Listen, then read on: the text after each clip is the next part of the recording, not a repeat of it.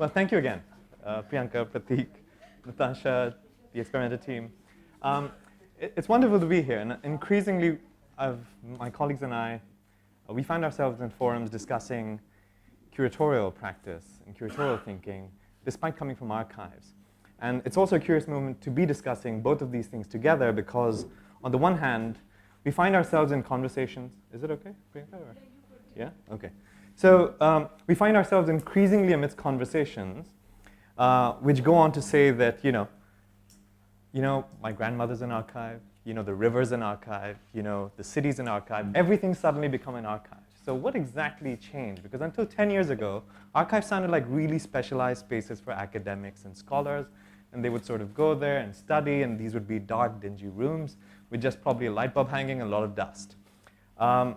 And suddenly, all of us seem to have archives. Suddenly, everything has become archives.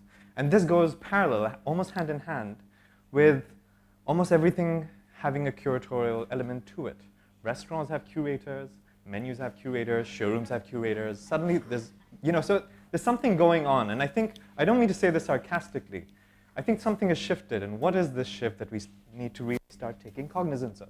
And I think some of the things I will be speaking about today will hopefully touch on this, given we're in an age of massive explosion of information coming our way. And I think we're all finding our ways to assemble them together to make sense of the world. And so how are we doing this? Via, on the one hand, archival practice, on the other, perhaps curatorial practice. Now, I work with the Asia Art Archive. This is an organization in Hong Kong, started in 2000. And over the years, we've been focusing on, as the title of the organization suggests, Asia, Art, and Archives. All of which, as my colleagues and I usually speak about, should have a question mark in front of it. Asia, question mark, what does it mean today? Art, question mark, what does it mean today? Archive, question mark, what does it mean today? And a lot of the projects that we do are often alert to some of these question marks, and also trying to push the very definitions by which we want to develop our projects. And the sort of spaces I mostly inhabit are artist archives. Something's not. OK, there. A lot of spaces I usually inhabit to develop projects and are artist archives. And they look sort of like this, or sort of like this. And these are like massive accumulation of all sorts of things, sometimes very quirky. You don't know why they've collected it.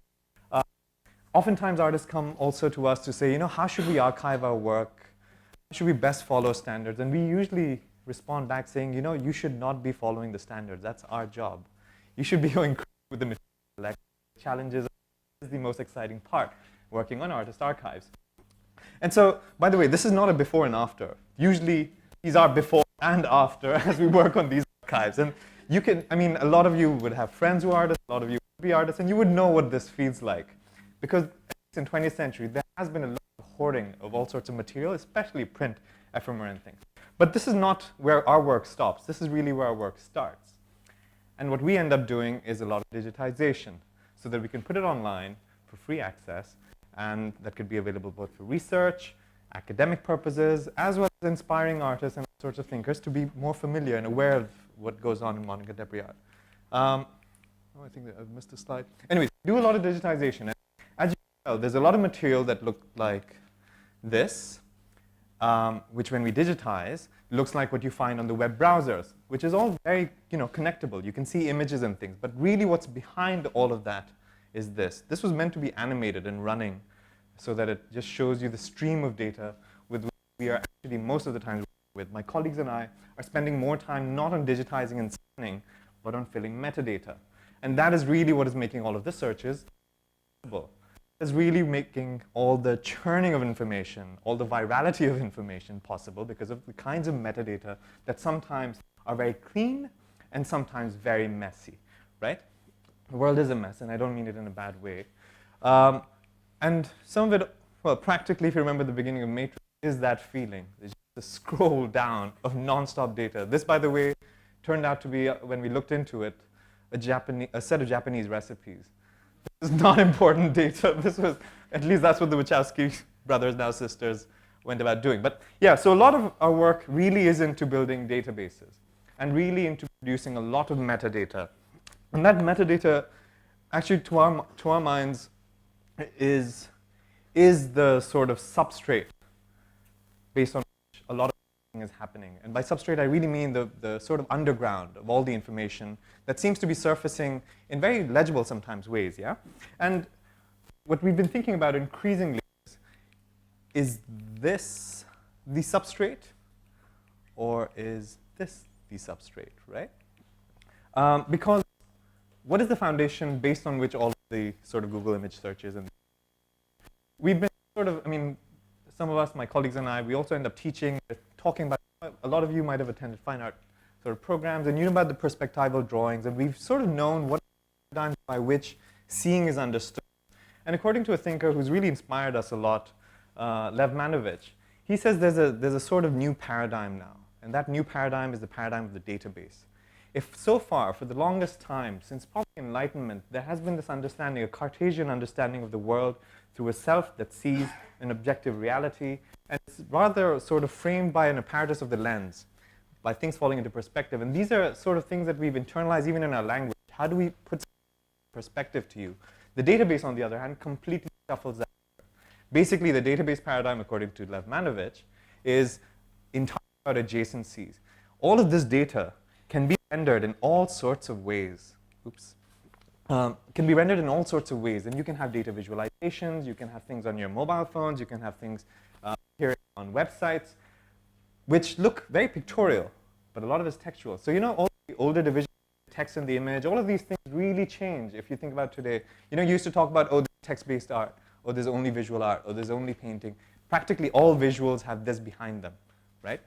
Now, in the art field, how do we understand this relationship between text and image? How do we understand this relationship between the different kinds of understanding of what is the foundation? The research that we do in building these databases, not always in artist studios. They're in libraries like these, in Dadar, or in Karachi, or in Hyderabad, or in Chennai. And we're going to all these sort of libraries, including, of course, you know, some really well-established libraries in America, and also a lot of messy kind of libraries that we sort of look into. And what we do with these is to look into what are the debates on art that were circulating? What are the images on art that were circulating? And if you think about it, there's a time when a lot of art really circulated through periodicals and books more than through exhibitions, perhaps. I mean, a lot of the work that has inspired me most, a lot of art history that I have sort of inherited is actually coming from books. And we haven't really seen a lot of those performance artworks, all of those iconic paintings in person, but in fact in black and white pictures. I mean, I remember an experience personally felt, as well as narrated by many others from older generations, of a professor who really established the archive in the Faculty of Fine Arts in Baroda. He would show slideshows comparing the blue in a Renaissance painting drapery and the blue in a Mughal miniature, and be talking about what the lapis lazuli blue was and what a certain other kind of pigmentation of was. And the slides that he was projecting on these two projectors, this was really high tech back in the day. I mean, I'm not from back in the day, but even by my time, it was like about, what, 12, 13 years ago. These were slides that were completely pink. And we were looking at pink slides, comparing the blues in them. So what was it that made that sort of visible, and now a lot of internet becoming a lot more suspicious that this is out of context, this is not probably worth dealing with, because we have to go back to the materiality of art, because we have to go back to the materiality of things, because there's something authentic to it. So something about all of these has certainly shifted. And the libraries that I showed you was part of a project we were doing to look at how art circulated through books and periodicals. And we went to various cities and sites, and basically this is a map to suggest not so much regions as much as languages. We've been doing some research on how art was being written about in the 20th century in 13 different languages. And these are languages that sometimes had discussions that subscribed to a nation-based narrative and sometimes had very conflicting relationships with the national narrative of art, right? And we built bibliographies of those. The database I showed earlier was a compilation of things we had gone and put together, annotated into Excel sheets from all of the libraries I was showing pictures of, yeah? And based on that, we came up with a bibliography website where you can now search for what perhaps has been written about Nasreen Mohammadi or Amrita Shergill. And if for the longest time, there's been this discussion that there are only 3 key texts on Nasreen Mohammadi. At least we found at least 19, about 4 different languages, yeah? But it's not just that. It's also really to look at what does that database render. We've all been spoiled by Google. So we all sort of search for things, and the suggestive searches come. But it sort of assumes you know what you're supposed to search for, or at least have an inkling of it. So we approached Mitchell Whitelaw, who is a data visualizer, and considers himself an artist, and that's why we should consider him an artist, and a scholar about visualization. Then he's come up with a term called generous interfaces. And what he does with generous interfaces is really to say, how do visuals or patterns start forming our searches? Can we start seeing, for instance, this was something about the 1980s of where our Amrita was being published. And you see there was a lot of publication on Amrita in the 80s around Delhi region, a lot in Calcutta, a little bit in Pune and Mumbai. And you start seeing all of these visualizations becoming entry points rather than searches directly. Or you have a sort of stat of over the entire century, what kind of languages, at least we found material in from various libraries. Yeah? We also find what kind of publications, whether it's book catalog, newspaper, periodicals, what kind of publications seem to have carried the most discussion on modern art. So this becomes a kind of intertextual reading, if you know what I mean. It's not just looking at art through the visuals, and that is what art histories often prioritize. Either look at the artwork and interpret it, or look at the artist's biography and make meaning of the art that they make. So we were looking at what are the debates, what is the terrain on which art was being defined, challenged, discussed, yeah? And just to give you an example, because all of that data seems pretty abstracted, we approached, say, in Mumbai and Pune, or rather in Marathi writing, who were the artists who were writing? And we had, based on some of the readings that we had done in English and also through college, some of the key artists who used to write. And we knew these names pretty well, and we thought, okay, let's take this as a start. By the time we started filling up the bibliography, these many more names of artists, writers appears. And this sort of also changes your perspective on what an artist's role is, because now when artists are making art and writing, then they're a curator artist, they're an artist writer, all of these things. So they have these hyphens and sort of prefixes and all of that, whereas in a certain context, it was absolutely crucial for artists to be not only making paintings, but also writing about what they were doing and writing about each other. We also found interesting patterns, say, in Bengali writing, where a lot of artists were writing about other artists. A lot of artists were also writing a lot about Rabindranath Tagore. And a lot of artists were also writing about themselves. So there was a lot of hagiography and a lot of, say, artists' monographic kind of writing. Whereas in Marathi, there was a lot more genre-based writing on landscape and these kind of things, yeah? So I've sort of zoomed out quickly for you in all of those sort of data and everything that we go. And now we zoom back again into an artist's personal archive. And I picked someone who I've had a chance to work with curatorially in the past couple of years. And this is an artist from Hong Kong whose name is Habik Chun. He passed away in 2009. At our organization, we have been looking at his archive very closely. My colleague in Hong Kong, Michelle Wong, who's like a researcher and my counterpart there, has been working on this project for the past few years. And it was with that research project that we started excavating his studio, which was literally in this state. And there was a lot of stuff, as you can see, kind of like the mess that we saw in the beginning. Now, when looking at all of the material that he had, we were starting to see how Habik Chun made all kinds of classifications. He made all kinds of color coding, and he collected all sorts of things. And increasingly, as I look at more and more artist archives, I'm convinced that maybe artist archives are like the precursor to the internet. Because you see, perhaps in various archives, congealing of a lot of information. Just like in the internet today, you have a vast circulation, vast distribution, vast collision of information. And you also know how power centers are defined by them, because certain print media, certain kind of spaces have a larger legitimacy or robust pressure to push certain things into more circulation, and certain things have less. But also the fact that all of this was happening in an analog era. So maybe, what if we were to start looking at artist archives as that precursor, as a vast network of a lot of circulating print material, information, images that were being captured here, and then obviously processed through their art. Habik Chun, a number of artist archives who I've had a chance to work with, have collections like these. It's also interesting because Habik Chun was an artist who lived in Hong Kong, which is a port city. And in that port city, you have, obviously, that's the color tagging he would do in a lot of material. I mean, think of all of you who use Macs, you sort of color code your folders sometimes. Sure, those colors are already given to you. Or think about the way you tag things. Habik-Chun is also, well, photographing strange things, just like his ink pots all the time. And he had this vast archive of photographs, not just print material. And well, just to show you some more, he had scrapbooks. So he was really cut-pasting, really sort of putting together, piecing together all sorts of information around him. And like I was mentioning, he comes from a context of Hong Kong, port city, was under the colonial rule until 1997. So there were certain streams of information, obviously, that would have passed through his archive, his life, which would have congealed into his personal collection. So how does one sort of deal with all of this material and this sort of force or intensity or even density? And one thing that I sort of started looking at more and more, because I found this across the board, was something in some of these boxes, which were contact sheets. Now, I don't know if some of you have seen those contact sheets. I don't know if, I mean, I meet a lot of young students who've never even heard of this thing.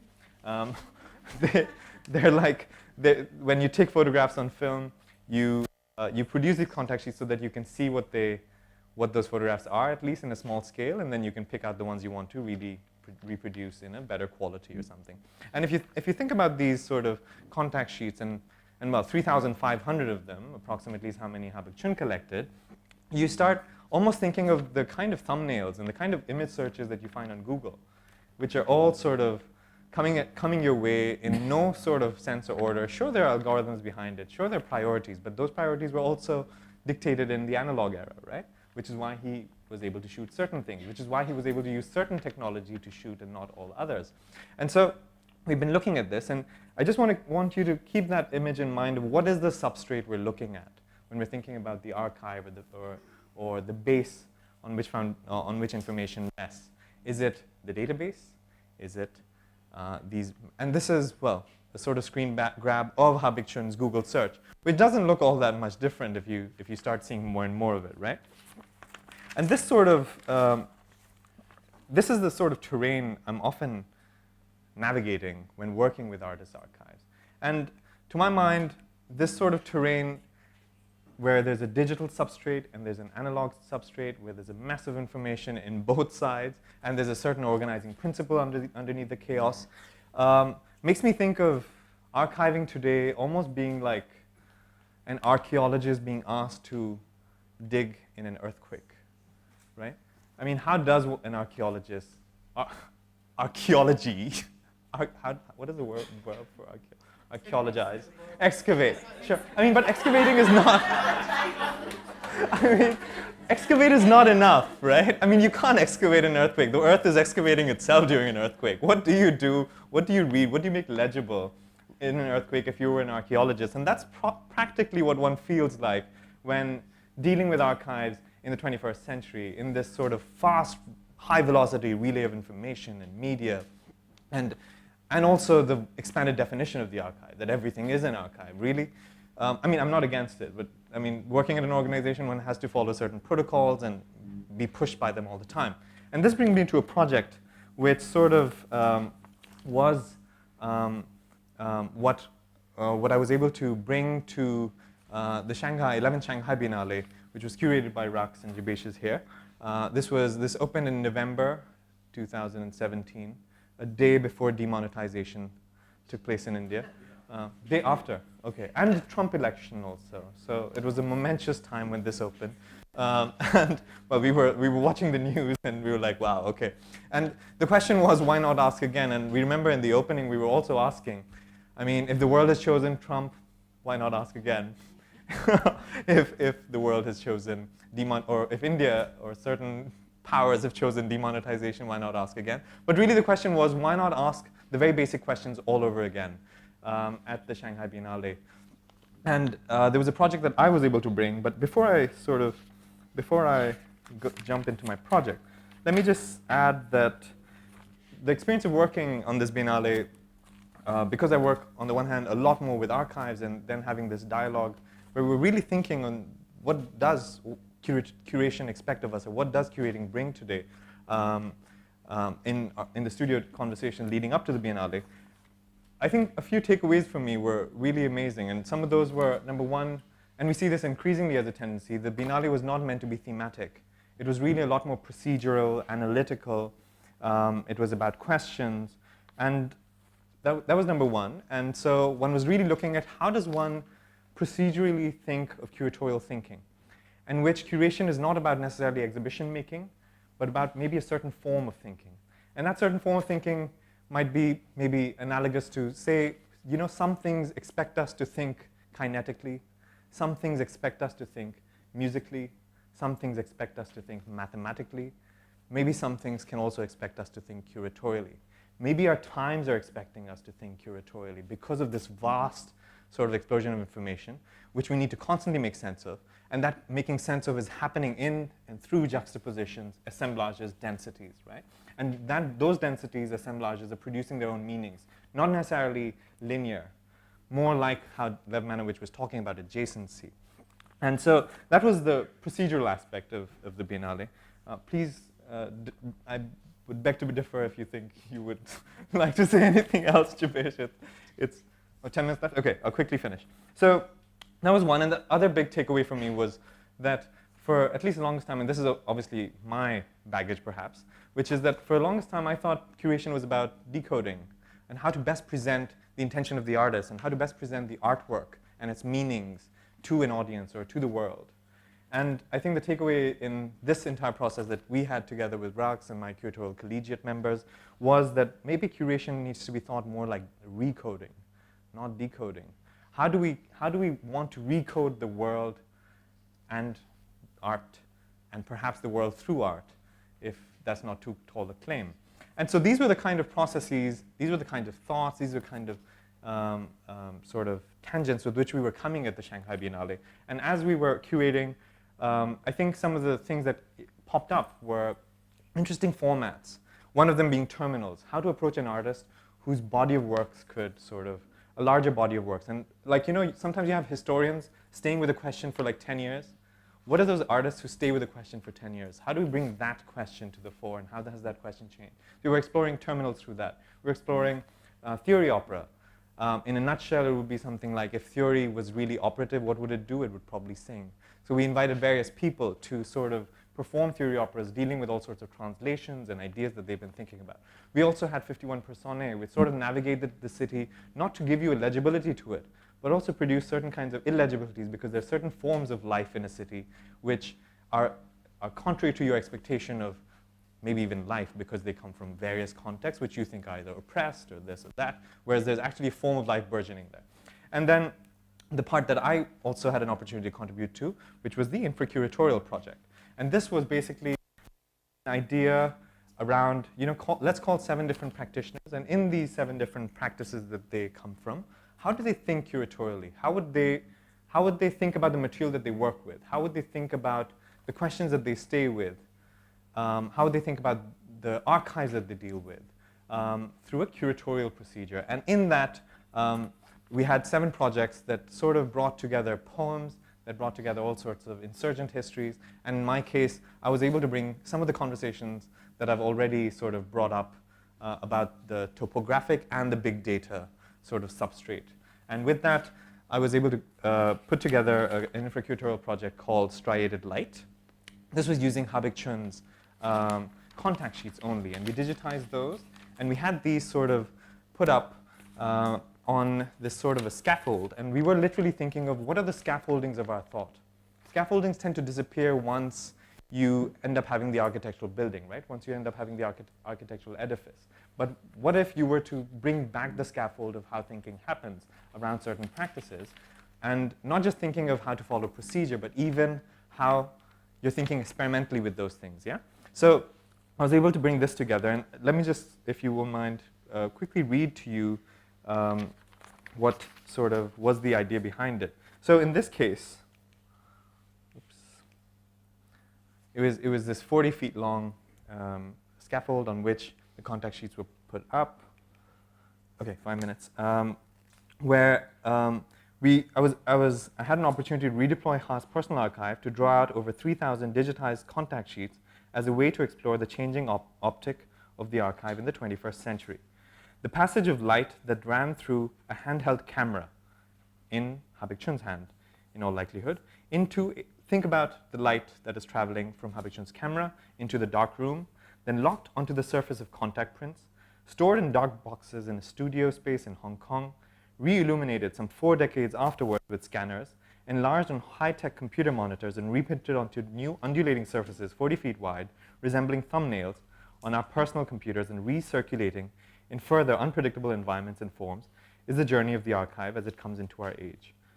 Ours is the age of pulsating screens and virality of thoughts, where the substratum of the analog beneath the digital erupts to form new striations that might not lend themselves as much to genealogies as to topographies and even geological formations. Time stretches, scatters, and pixelates the archive rather than perhaps inscribing itself upon it. The familiar is likely to be rendered unfamiliar and uncanny, and we may find ourselves more at home with the unfamiliar that the archive throws up rather than the affirmative. And this was really some of the thoughts that went into sort of thinking about all those ideas that I talked about, about big data, databases, and topographic sort of things. And it's not coincidental to think about these things today, at least to my mind, because a lot of the discussions on the so-called Anthropocene, which has now been challenged by the Megalocene, but largely climate change and all of these things are coming, of course, with the help of big data to substantiate it from obviously certain places which are generating that big data. So the coinciding of big data with topography is an interesting time we're living in. And this was something that I had been thinking increasingly about vis-a-vis archives and all of these things. I was going to discuss a classroom exercise and some of the projects we did at AA, but I think I'll stop here so that we can have a Q&A. So with that, thank you very much.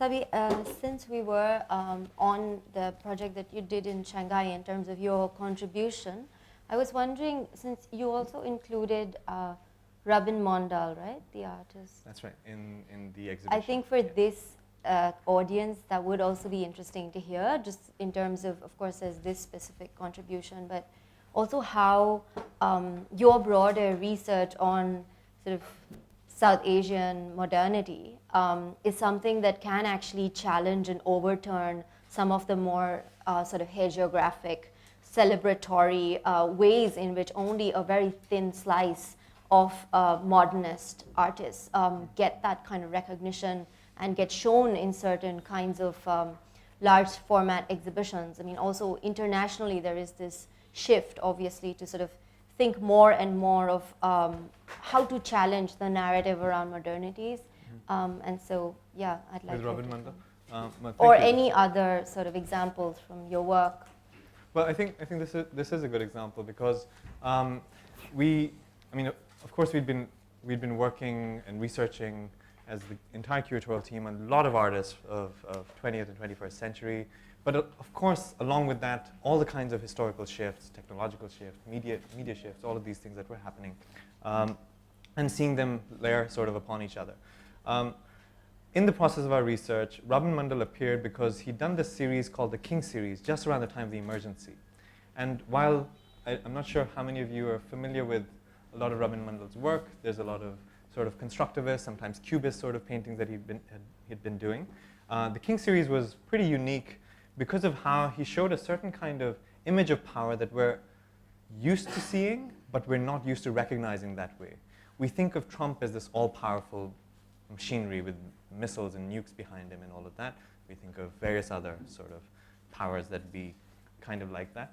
But Robin brings this sort of almost like a carcass-like, part vulnerable, part disgusting, part sort of occupying the throne, part not quite able to fit onto the throne around the time of emergency. And it shows a very different kind of an image of power that maybe we might want to register. But I don't want to just fixate on it as Robin Mondal's work alone, because a lot of the curatorial sort of decisions were made about or thinking through the juxtapositions of that.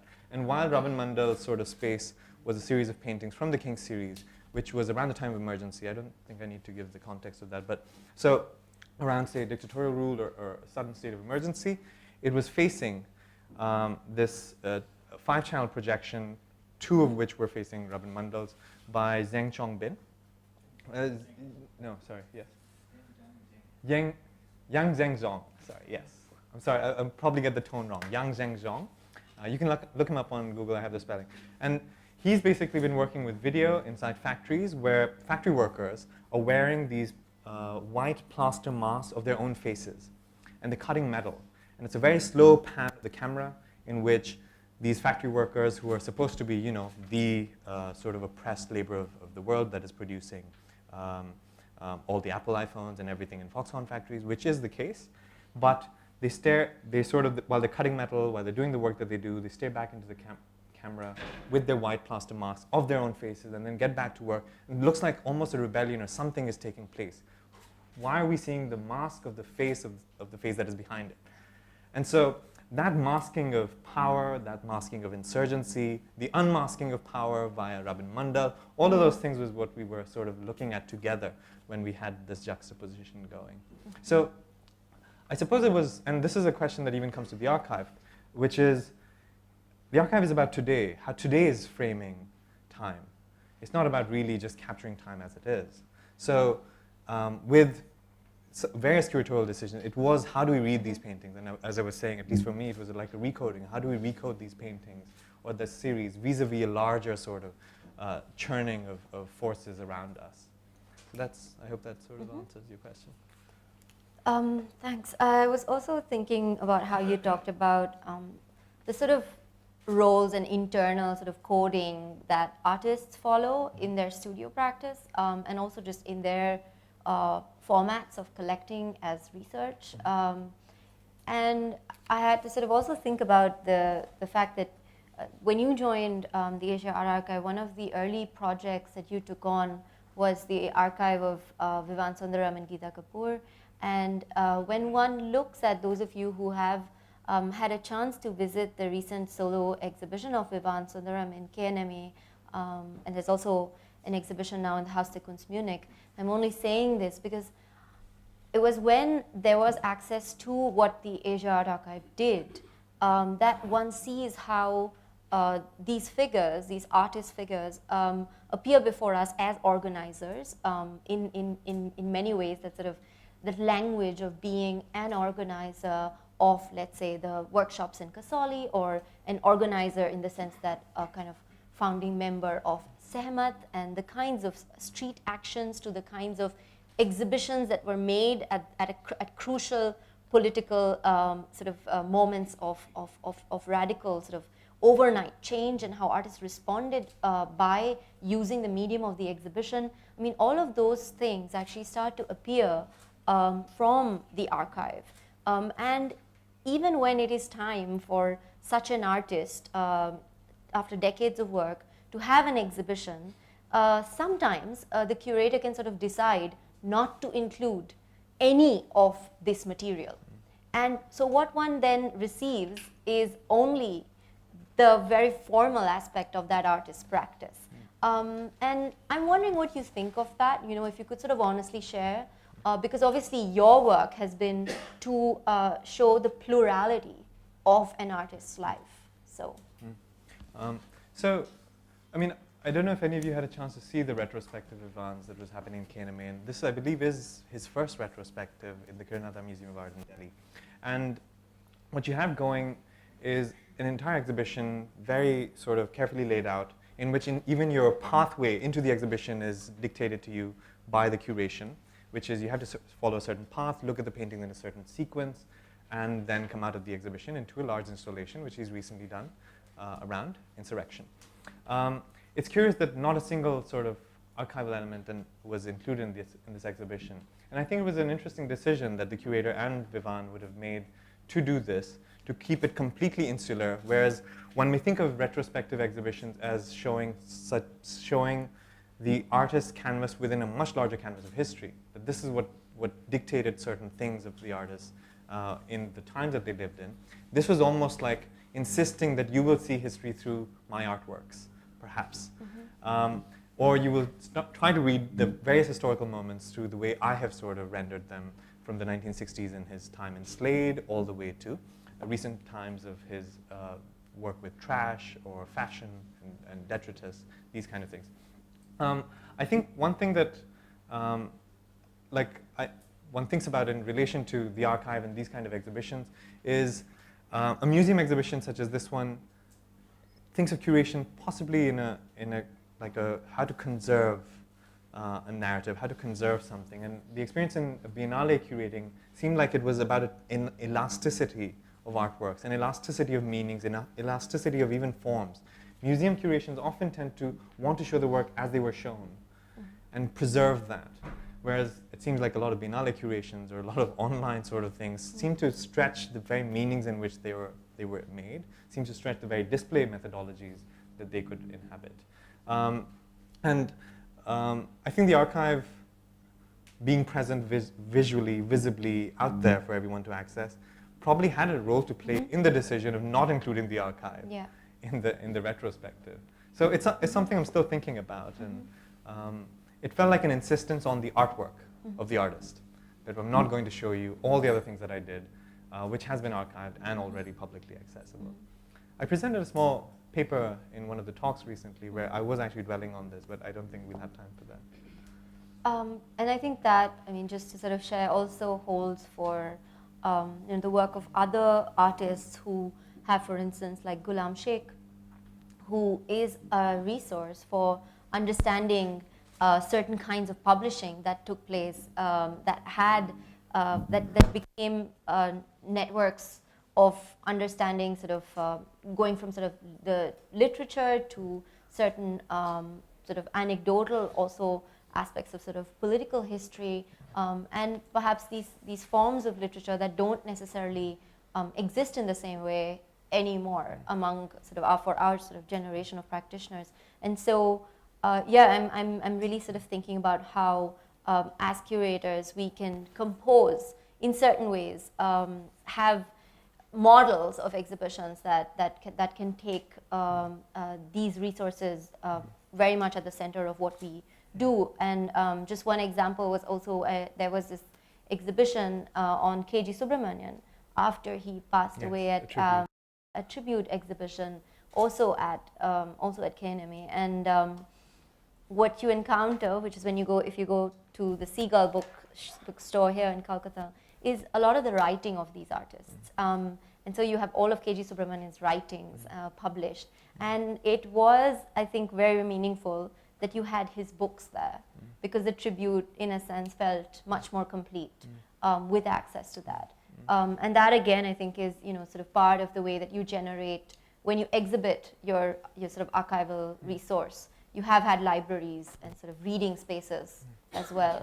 That's right. On display. Yeah, I mean, I think in these past few years, about 8 to 10 years of even doing projects in India, one thing that's emerged is when we're looking at more and more artists, especially between the 50s to the 80s or 90s, you see that being an artist was a very multifarious practice. You were a teacher, you were a writer, you were a poet, and it's somehow, I don't know why, that it's the art making that gets prioritized in the field of art. And sure, there were this and this and this, but it was really the artworks that you have to see. So from the archive's perspective, we were really interested in that multifarious sort of cultural space that they inhabited. Now, what it made us see, because you've asked about Ghulam and KGS, is that the Faculty of Fine Arts in Baroda generally is a place that has been identified as being like the upholder of narrative figurative painting. Baroda also happens to be, as we excavated more through the project that we were doing on building an archive, as being the first sort of fine art faculty or in a university which has a fine art campus which has an art history archive within it, started in the 60s. And so there was a lot of cross-referencing that artists were doing as they were studying, and a lot of cross-referencing that the city was doing because there was an art archive there. This is pre-internet era. And so what you start seeing is, sure, it was the narrative figurative school, but you start seeing a pattern in how much artists in Baroda were using citation in their practice. You can practically start making sense of their paintings through the kind of citations that they use, whether it's Ghulam Sheikh, whether it's Nilima Sheikh, or sometimes a refusal to do a citation. But that's because of the sort of burden of citation that the archive kind of produces around you. And so this might help maybe us unpack some of these practices in very different ways, of the insistence on citation in so many people's work, at least coming out of Baroda. And the archive sort of allowed us to see that much more visibly. Are there any questions from the audience? I don't want to take up too much. Of course. Hello, sir. Hi. This is Romain Maitra here. I just wanted to ask you, I was quite apprehensive about, the title of archiving as such. Yes. Because archiving is something you generally work on existing materials. And unfortunately, and quite ominously as such, that you always accumulate materials on the available materials. I mean, there are more and more materials about people of whom you already know quite a lot about. Now, how do you sort of discover uncharted territories where there are so many people of whom nothing has been talked about, written about, or discussed about? And is there certain ways of finding out these kind of empty spaces in which you can also fill up and expand your archiving in a certain direction in certain virgin territories?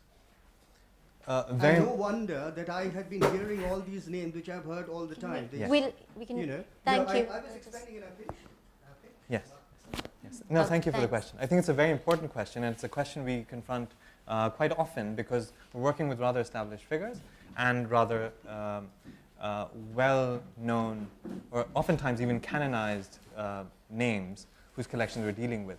And the initial slides, if you remember, of these was entirely to sort of discover that very wide sort of terrain of artistic practice of names one doesn't. I mean, there are quite a lot of names in here which we hadn't heard of before. And this has been dealt with in two ways. One, to look at what is the material that they have been writing, what is the work that have been produced by all of these artists, and then perhaps conceiving digitization projects, because rather than just jumping into names that are unknown, how does one even read them before one starts building a project, a research project around them?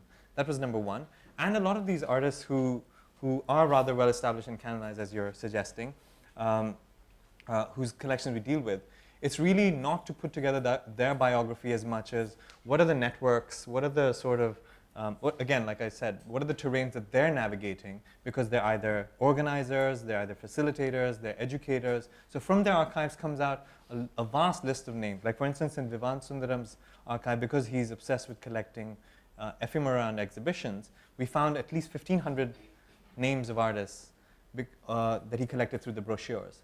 We still haven't found more material on those artists.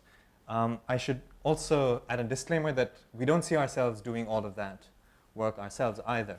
In putting this out there, we hope that someone's search may lead them to search further, as opposed to us at AA or any one person monopolizing this field in terms of building archives. So we hope those dialogues, and in fact, it's not even a hope because it's happening, a lot of dialogues between archives, collections, and interlocutors is happening as we do various projects. We're coming out with a few translation projects this year as well, of names, some familiar and some not so familiar.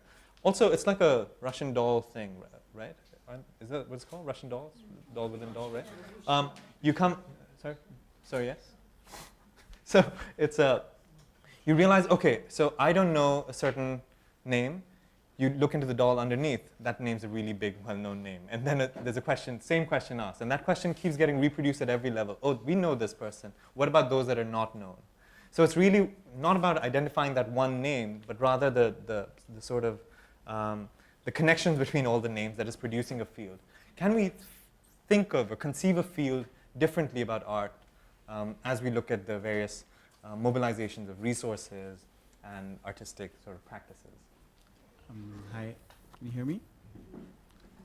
I'm Shaunak Mehbubani. You spoke about a new paradigm of sort of understanding the world, moving from the idea of the cartography to the database. Cartesian. Sorry? Cartesian. From the Cartesian idea to the database.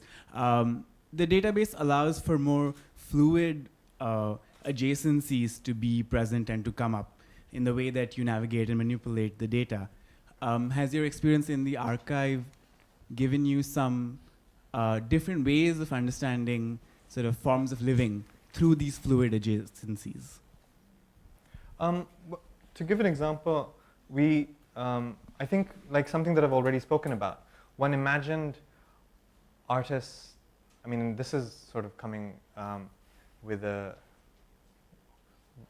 expectation that maybe a lot of artists were primarily into making art. And then as we go into all these databases, you realize, oh, this name is also appearing as a teacher, this name is also appearing. So the form of life that you're asking, I think, seems to have multiplied in our faces, because a lot of people we thought were just sort of painting were many other things. And a lot of people we thought were writers were in fact also painters. And so there was a very different understanding of how one thought about artistic practice and also thought about artistic research in all of this. And I think, I don't know if that answers your question. We were able to see the figure of the artist differently. We were able to see the sort of cartography of travel, artistic movements, as well as movements of motifs differently through some of these kind of database-related projects of bibliography making.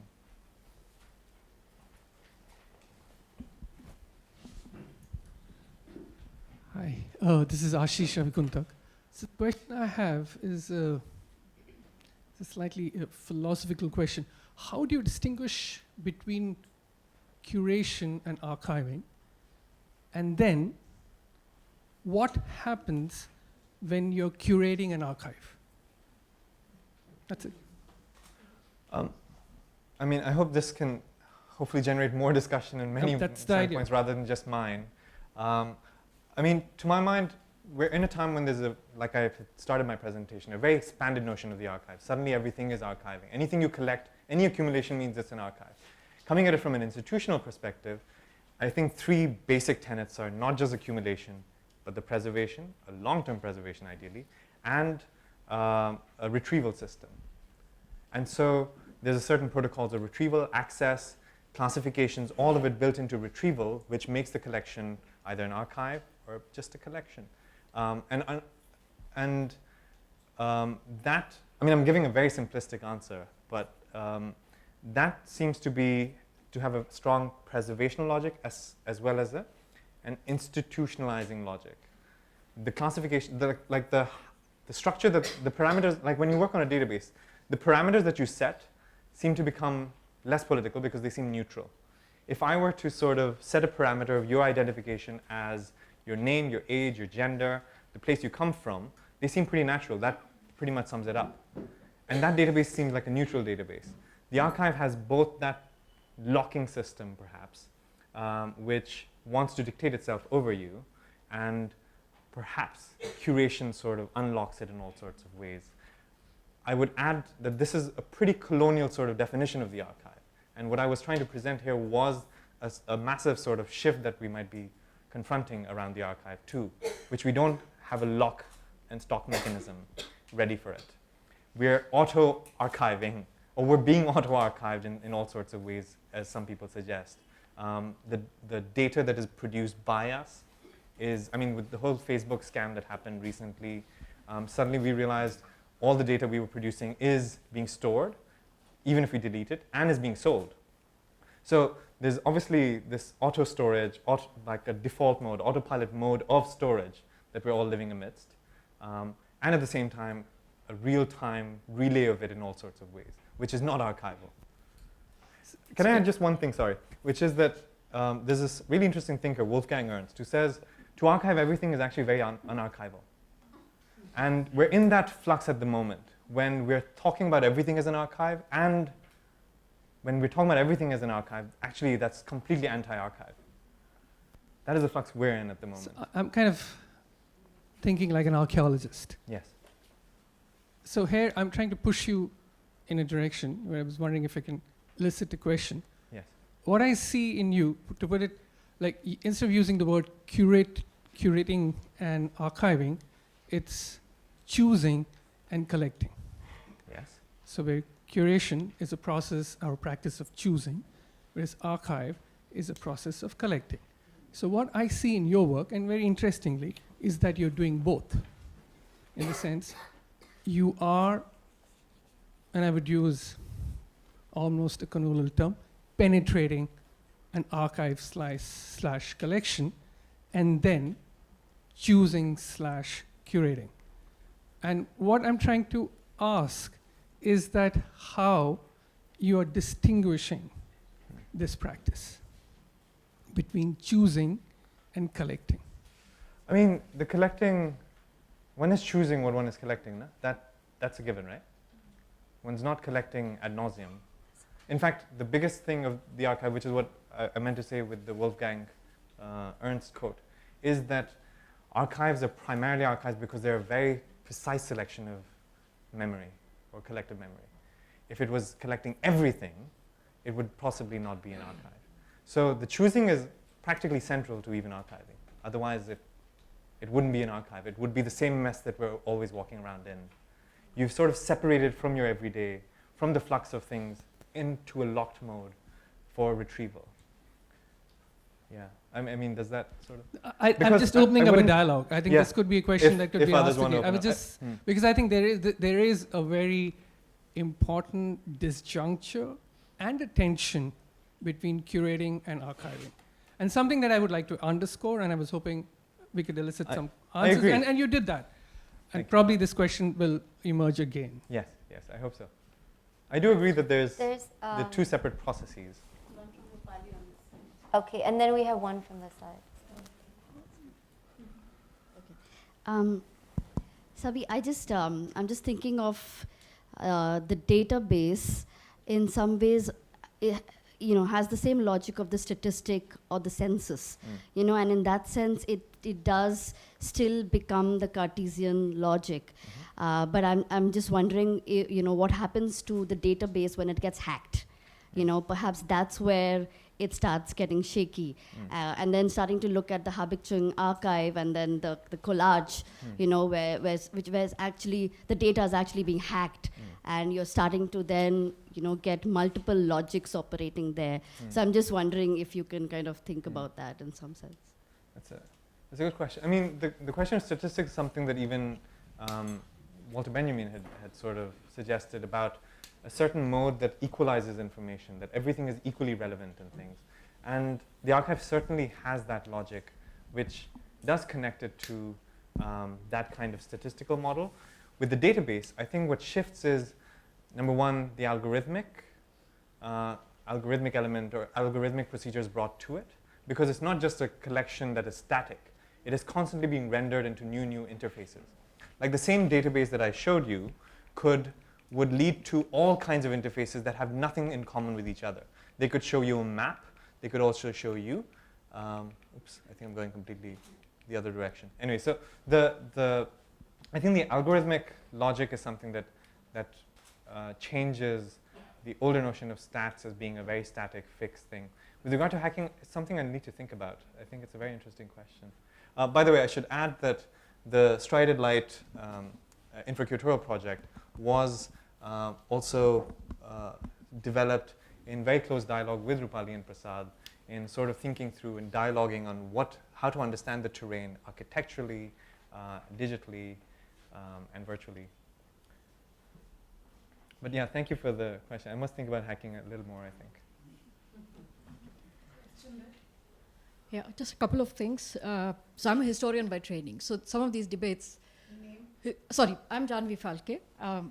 A historian by training, as I already said. A historian of science by training. So historians have been thinking about this for ages now, right? I mean, for at least about 120 years, if not more, about what collection, classification comes to mean. But the other word that we need to remind ourselves about here is curation, and curation was about taking care of a collection. It wasn't about, curation didn't always mean what it means today, right?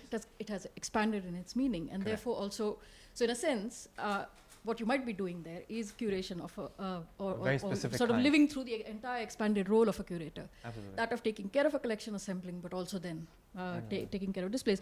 The question that I have, apart from these comments, is one where historians are now moving out of the institutional archive, right? Because they've realized the limitations of what classification brings, and that's why, to the question you had, for example, and the limits of the archive, right? I mean, a collection is always, it's not an archive unless it's collected, and a collection always has a purpose, and the minute you have a purpose, then you're ruling out a ton of other things, right?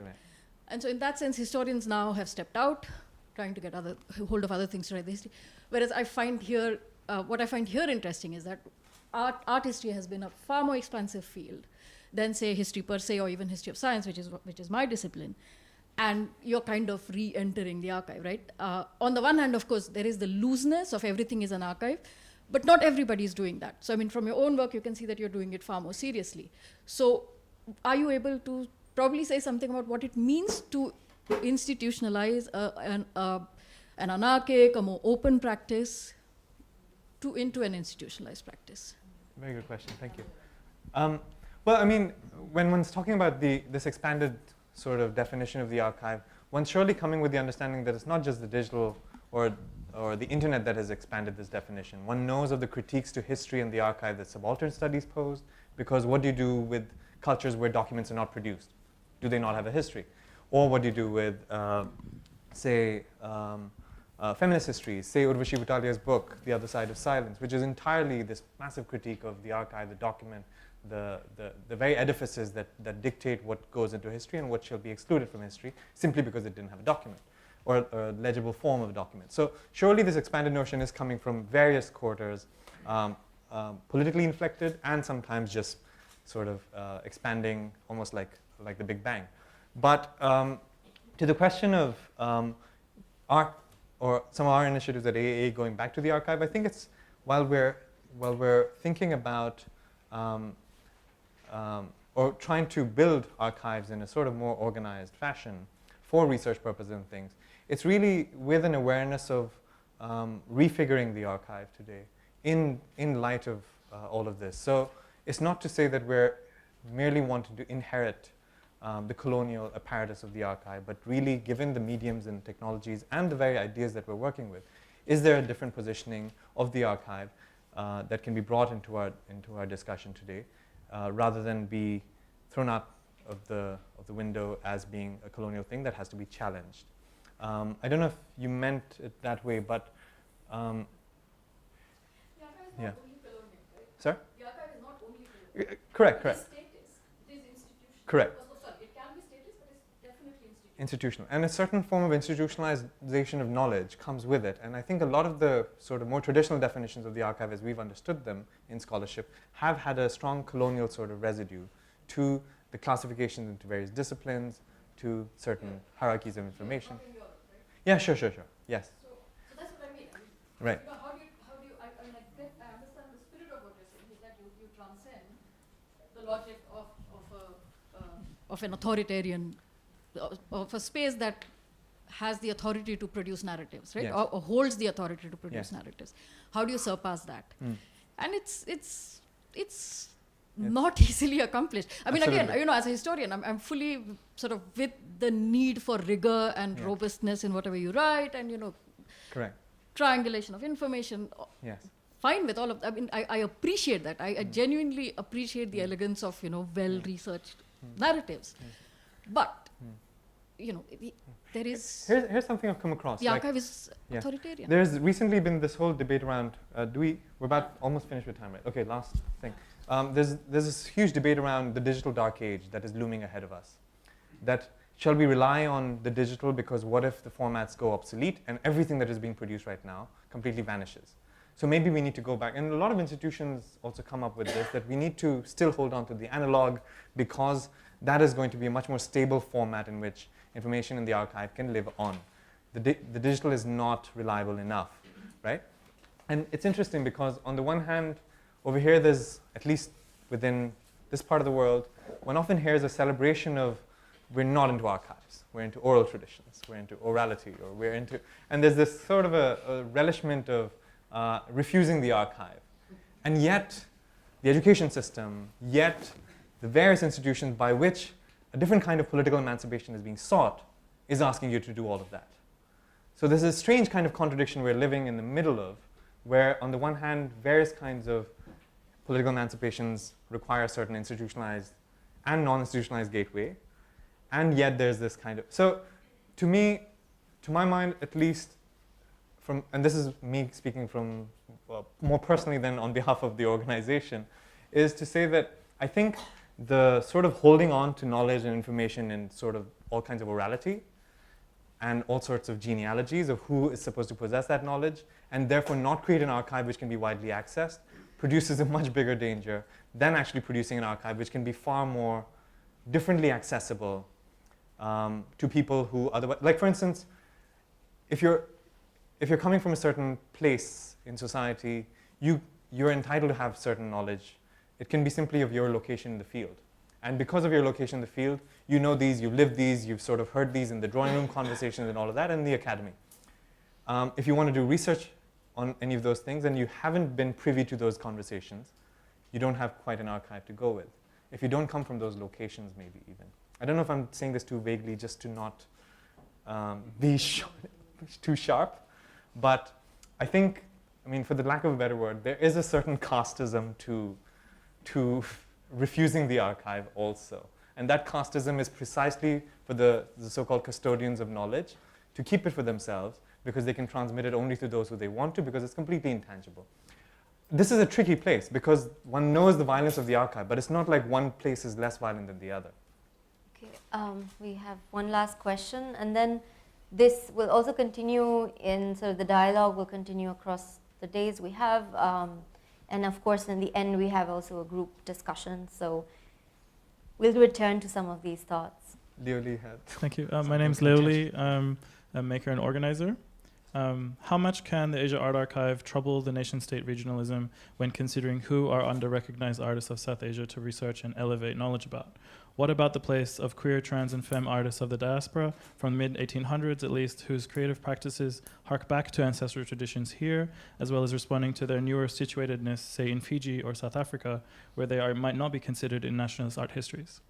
Yes, I think we're certainly not wanting to situate the collections and these things in national narratives. In fact, a lot of the projects and a lot of the selection of the archives that we've gone for are precisely those collections which actually traverse across geopolitical times, and also not to say, look, we've always been globalized, but different geopolitical configurations had different forms of internationalisms. One era produced a kind of globalization, another produced a certain third world idea of internationalism, another time is producing global north and global south. You have all sorts of fellowships and grants and all of these things traversing across. So we're entering this with a very sort of determined idea of looking at very complex geographical configurations. How much the narratives are going to bring out some of these diasporic narratives. Some of them are, because a lot of our, say for instance, China projects have looked at artists in belonging to a diaspora sort of place or position. A lot of our projects are still looking at things that are happening in the southeast of Asia and all these. But I mean, to answer your question directly, I think we're still sort of working on these things. And we're also seeing these not just simply as archives to be built around as collections, but the kind of dialogues and the kind of research grants and all of these that also come up to at least put these across as areas of pursuit for both AA and a larger community that we're in conversation with. Yeah, thank you. Thanks so much, Sabih. No, thank you, Natasha.